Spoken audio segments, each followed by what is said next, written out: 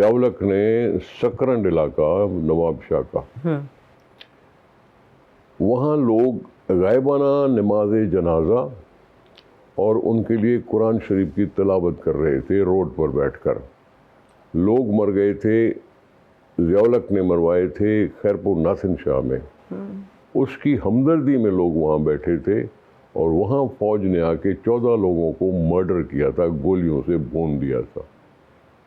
ایک 70 سالہ آدمی تھا پنڈل خان چانڈیو، اس کو 3 دن درخت سے باندھا تھا، بغیر روٹی کے، بغیر آرام کے، بغیر کسی کے. 70 سالہ بڈھا. یہ اس وقت کی بات ہے جب انسان آواز نکالنے کے لیے سوچتا تھا. ہمیں پولیٹیکل پارٹیز کو کہیں میٹنگ کرنے کے لیے جگہ نہیں ملتی تھی کیونکہ ہر ایک ڈرتا تھا کہ کہیں کچھ نہ کچھ ایسا ہو نہ جائے.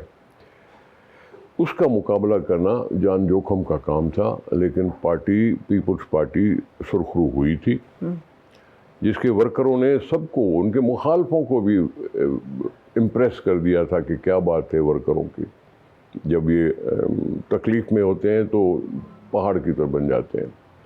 اور پھر ان کی لیڈر تھی بے نظیر بھٹو. اور وہ بے نظیر بھٹو جس نے اپنے بھائی کھویا، ایک شاہ نواز، جب وہ لندن میں تھی.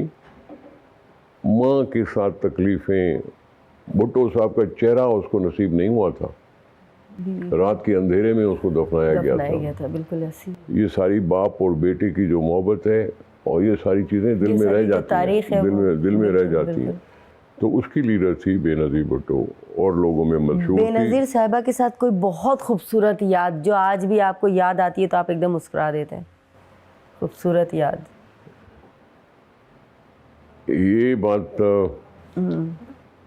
کرنی بہت مشکل ہے کیونکہ اس کے ساتھ جو پارٹی میں ہماری وابستگی ہو گئی اور انہوں نے ہمیں اپنایا، ہمیں ریکگنائز کیا، ایکنالج کیا، عہدے دیے. یہ ساری مل ملا کے ایک لمبی داستان ہے کہ جس کے لیے ہم کہہ سکتے ہیں کہ بے نظیر صاحبہ کے ساتھ ہر لمحہ جو بیتتا تھا وہ یادگار تھا.